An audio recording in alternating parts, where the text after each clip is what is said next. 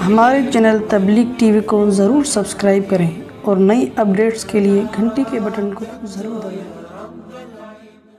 ایک بوڑھے آدمی تھے نیو کراچی میں، جب میں مسجد میں امامت کیا کرتا تھا، یہ 2004 کی بات ہوگی، 4 یا 5 کی۔ تو ایک بوڑھے آدمی تھے، 60 سال ان کی عمر ہوگی، وہ مجھ سے ملنے کے لیے آئے۔ اچھا، میں اس وقت اپنی 4 شادیوں پہ کتاب لکھ رہا تھا، اور میں کہہ رہا تھا یہ ایک نکاح کی کثرت کا ایک نقصان یہ ہوا ہے کہ جہیز کی رسم بہت تیزی سے، سپلائی اور ڈیمانڈ ہے نا، سپلائی زیادہ ڈیمانڈ کم، تو عورت کی ویلیو گر گئی۔ جب ویلیو گر گئی تو انعامی اسکیمیں نکالنی پڑتی ہیں۔ پھر جیسے پیپسی کی بوتلیں زیادہ ہو جائیں، خریدنے والے کم ہو، تو پیپسی والے کہتے ہیں 4 بوتلوں پہ 1 فری۔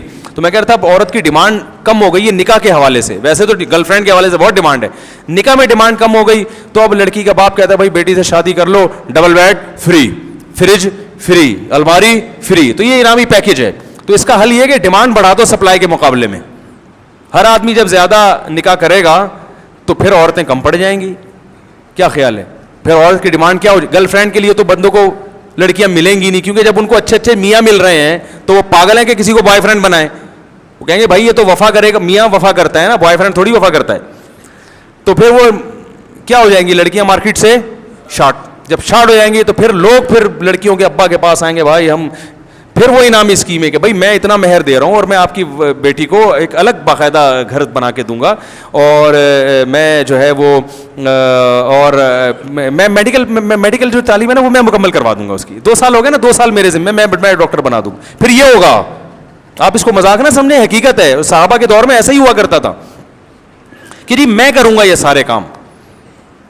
تو میں کتاب لکھ رہا تھا، کیسا ایک کیا اللہ کی طرف سے ایک ہوا ہے کہ بالکل یہی میں لکھ رہا تھا کہ بوڑھے باپوں پہ جو ہے نا بیٹیاں بوجھ بن گئی ہیں۔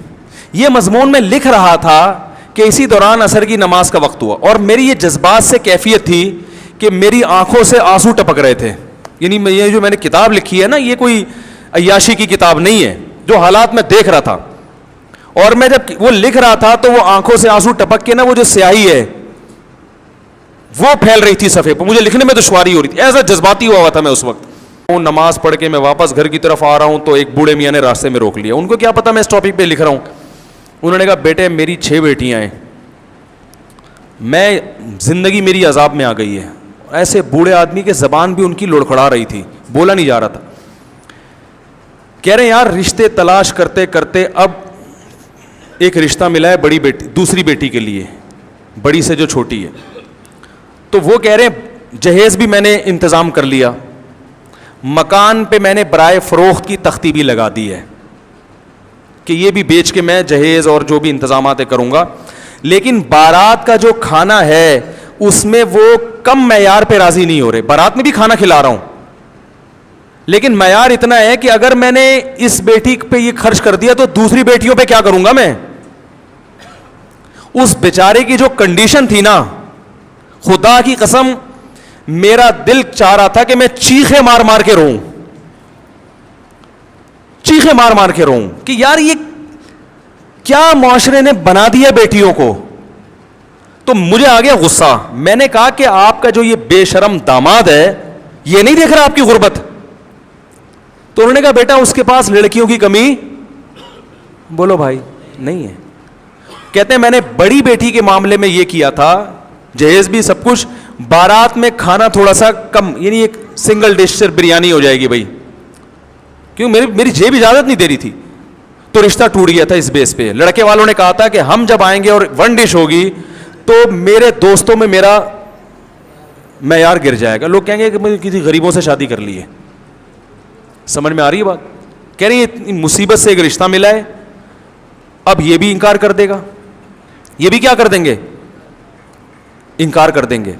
تو پھر جیسے بڑی بیٹی بیٹھی ہوئی ہے، اس کی تو عمر اتنی ہو گئی، اب اس کے رشتے کا امید ہی نہیں ہے، تو اس کا بھی تو کہہ رہے باقیوں کا کیا کروں گا میں؟ تو میں نے ان سے کہا، تو یہ میں بڑا جذباتی ہو گیا تھا نا اس وقت۔ پھر میں نے واپسی پہ یہ واقعہ بھی اپنی کتاب میں لکھا ہے، میری کتاب میں یہ واقعہ بھی آپ کو ملے گا جو اسی وقت لکھا، پھر میں نے لا کے اور پورا یہ بتایا کہ میں ابھی واقعہ لکھ کر گیا ہوں اور نماز پڑھ کے بالکل اسی سے ملتا جلتا واقعہ ہو۔ تو میں نے پھر ان کو وہی مجھے یہ میت والا واقعہ یاد آیا نا. میں نے کہا پھر آپ ایسا کریں, بارات کا کھانا کھلائیں, کہیں سے انتظام کرتے ہیں, اللہ نے ہمیں توفیق دی, ہم بھی کچھ کریں گے, اور ویسے کرنا چاہیے, بہرحال مدد تو کرنی چاہیے. مسئلہ یہ ہے کہ وہ انکار کرے گا. رشتے کے مسائل بہت ہیں, لڑکی والوں کو یہ منہ میں ہڈی دینی پڑتی ہے, ورنہ وہ اس سے بھی جاتے ہیں نا, وہ گھر تو بسانا ہے اس نے.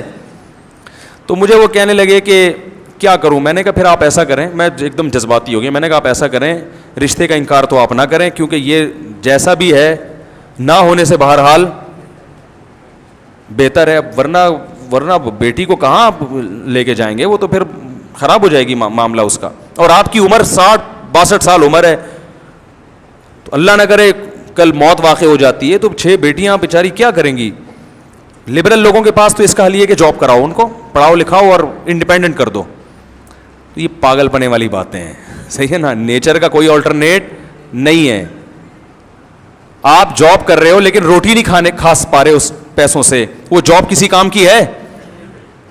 کیونکہ روٹی آپ کی باڈی کی ریکوائرمنٹ ہے. تو اسی طرح میرے بھائی آپ کروڑ پتی بن جائیں, لڑکی کے پاس شوہر نہ ہو جو اس کی فزیکل ریکوائرمنٹ بھی ہے اور اس کی مینٹلی بھی اس کو جو ہے وہ اس کو سپورٹ کرے گی, یہ چیزیں نہ ہو تو آپ کے پاس قارون کا خزانہ بھی ہو, وہ اس کا آلٹرنیٹ نہیں ہو سکتا. یہ بالکل ایسے ہی ہے جیسے آپ کے جاب کرو, پیسہ کماؤ, مگر روٹی نہ کھاؤ. وہ کہے گا پھر کس کام کی جاب جب مجھے میری بیسک ضرورتیں پوری کرنے کا موقع نہیں مل رہا, اس سے وہ میری پوری نہیں ہونی, تو میں نے اس جاب کا کرنا کیا ہے. میرے پاس کتنی خواتین ملاقات کے لیے آتی ہیں, ٹھیک ٹھاک پیسہ کما رہی ہیں, شادی نہ ہونے کی وجہ سے ڈپریشن میں چلی گئی. پیسہ بہت ہے, جاب کر رہی ہیں, وہ بھی انڈیپینڈنٹ ہیں. اور ایسی درجنوں خواتین ہیں جو جاب بالکل بھی نہیں کر رہی ہیں, ایک ڈھنگ کا میاں مل گیا, بہت ہنسی خوشی زندگی گزار رہی ہیں, آتا کخ بھی نہیں, نہ ایجوکیشن ہے ان کے پاس, نہ پیسہ ہے ان کے پاس, میاں اچھا مل گیا ان کو, اولاد ہو گئی, بہت عیاشی میں زندگی گزر رہی ہے ان کی. تو اس سے وہ لڑکی اچھی ہے کہ نہیں ہے کہ جو کچھ بھی نہیں آتا تھا اس کو میاں اچھا مل گیا. تو اس لیے عورت کی پہلی ضرورت ہے اس کے لیے اچھے میوں کا انتظام کرو, صحیح ہے نا, باقی چیزیں بعد میں ہیں. تو خیر جلدی سے بات مکمل کر کے بیان ختم کرتا ہوں. تو میں نے پھر بوڑھے بزرگ سے کہا, میں نے کہا دیکھیں آپ ایسا کریں, پھر مجھے یہ میت والا واقعہ یاد آ گیا. میں نے کہا آپ انتظام کریں, آپ ایک بہترین سا جتنی ڈشیں وہ کہہ رہے کم وقت منوس معذرت اتنی ڈشیں آپ بنوائیں, اور آپ یہ کریں کہ اول تو بارات اسلام میں ہے ہی نہیں نا, بارات کا کھانا ہی نہیں ہے. نبی صلی اللہ علیہ وسلم نے تو 4 بیٹیوں کی شادی کی, ایک کھجور کا دانہ بھی کسی کو نہیں کھلایا. اپنی جتنی شادیاں کی ہیں ولیمہ کیا ہے. تو اسلام میں شادی کا کھانا بھی کون کرتا ہے؟ لڑکا کرتا ہے, مرد کے ذمے ہے, ولیمہ ہے. بارات کا لفظ ہی نہیں ہے اسلام میں, بلکہ نکاح کی محفل میں چند لوگ آ جائیں اور وہ نکاح کے بعد وہیں سے پتلی گلی سے نکل جائیں, اگلے دن سارے لڑکے کے گھر پہنچ جائیں, وہاں بارات لے کے جائیں, پوری 4 W11 لے کے جائیں آپ وہاں پہ. مرد کا ہے خرچہ, بیٹی پہ خرچہ نہیں ہے نا, باپ پہ خرچہ ہے. لیکن اب وہ نہیں کرتے تو رشتہ ٹوٹتا. پھر کہتے ہیں اگر اسی طرح چلی گئی تو ساری زندگی تانے دے کے مار دیں گے, تیرے باپ نے کھلایا کیا ہمیں. وہ پھر سسرال میں بچی پہ ظلم ہوتا ہے. تو میں نے کہا پھر آپ ایسا کریں, آپ تمبو شمبو کا انتظام کریں, اور پھر وہاں بہترین کھانا وانا پکوائیں, قرضے لے کے مکان بیچ کے, اور جب کھانا شروع ہونے والا ہو, صحیح ہے نا, جیسے ہی لوگوں کے منہ میں نوالا, اور آپ کے جو ہونے والا داماد ہے اس کے منہ میں جیسے ہی وہ لقمہ جانے لگے, آپ ایک دم کیا کریں, اسٹاپ, لوگوں تھوڑی دیر کے لیے رک جاؤ. لوگ بولیں گے کیا ہو گیا بھائی, مسئلہ کیا ہے, کوئی کھانے میں خدا نخواستہ زہر ملا دیا ہے, کیا ہو گیا ہے. تو آپ بتائیں بھائی مسئلہ یہ ہے کہ ہمارے نبی سے زیادہ سخی دنیا میں کوئی نہیں ہو سکتا. انہوں نے تو 4 بیٹیوں کی شادی کی, ایک کھجور کا دانہ بھی نہیں کھلایا. یہ تو ہندوؤں سے بارات کی رسم آئی ہے, ہم تو مسلمان ہیں. اب بتاؤ جس آدمی کے 6 بیٹیاں ہوں, وہ ایک بیٹی پہ 2.5-3 لاکھ کے کھانے کھلا کے تو پوری پراپرٹی تو گئی, اور ایک دن میں اڑا دی اس نے. مہمان آئے, بوٹیاں کھا کے چلے گئے, 1 ہفتے بعد ان کو یاد بھی نہیں رہتا کہ دعوت میں کس نے کیا کھلایا تھا. تو یہ جو بیڑا غرق کیا جا رہا ہے بوڑھے باپوں کا, بیٹیوں کے بے شرم داماد جو بیڑا غرق کر رہے ہیں, کیا یہ سمجھ میں آنے والی بات ہے؟ تو سب میں نے کہا جیسے ابراہیم علیہ السلام نے کہا تھا نا, انہوں نے پوچھا تھا کہ یہ ہمارے بتوں کا حشر نشر کس نے کیا, تو ابراہیم علیہ السلام نے فوراً کہہ دیا یہ بڑے والے نے کیا ہے. تو فوراً ان کے ایک دم ان کی جو کیفیت ہوئی, انہوں نے کہا یار ہم تو بڑی بیوقوف ہیں کہ ایسے کی عبادت کر رہے ہیں جو یہ بتا ہی نہیں سکتا کہ ہمیں مارا کس نے. ابراہیم علیہ السلام نے کہا ان سے پوچھ لو کس نے مارا ہے. تو ان کے دل میں آیا اُفِّل لکم, یعنی ان کے دل میں فوراً کیا آیا کہ قرآن کہتا ہے ان کے دل میں فوراً احساس ندامت ہوا کہ یار یہ تو یعنی ہم ایسوں کی عبادت کر رہے ہیں جو اپنے قاتل کا پتہ نہیں بتا سکتے کہ ہمیں کس نے مارا, کس نے ہمارے ساتھ یہ ظلم کیا, جو یہ نہیں کر سکتا ہماری مدد کہاں سے کرے گا. تو میں نے کہا جب آپ ان کو بولیں گے کہ بھائی یہ جو میں نے سارا انتظام کیا ہے قرضے لے کے کیا ہے, اور کل تمہارے بھی بیٹیاں ہوں گی, اور یہ اگر بچیوں کے باپوں پہ یہ تم ظلم کرو گے تو بتاؤ کیا یہ ظلم کی شریعت اجازت دیتی ہے؟ جس رسول کا تم کلمہ پڑھتے ہو انہوں نے اجازت دی ہے, یا یہ کوئی عقل میں آتا ہے؟ یہ غیرت کے خلاف ہے یا نہیں ہے؟ تو میں نے کہا ایک دم سب کے منہ سے نکلے گا یقیناً. پھر وہ چلے پھر بسم اللہ کریں کھائیں. انہوں نے کہا بیٹا یار کیسے مشورے دے رہے ہو.